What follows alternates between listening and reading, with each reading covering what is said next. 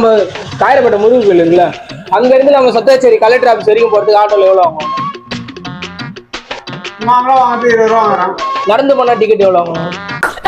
Door திறக்க அதெல்லாம் பண்ணாத, ஸ்ட்ரைட்டா கூடி நடந்து தானே போறோம்.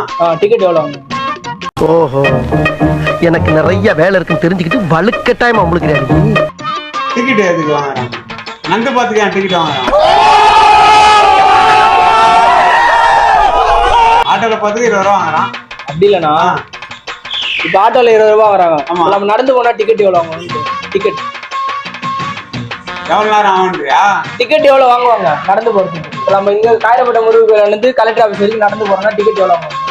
இவங்கிட்ட மாட்டிக்கிட்டு லூசு இல்லைங்கிறத விட பேசாம லூசுன்னு ஒத்துக்கிட்டு உசுரோட ஊரு போய் சேர்றதுதான் நல்லது.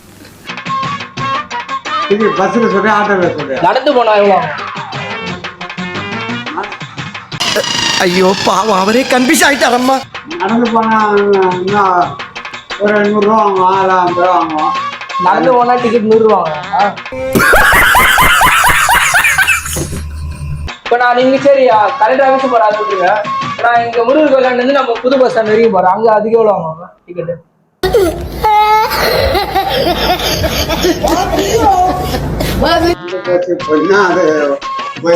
விஜய் தப்பு பண்ணிட்டான்றியா?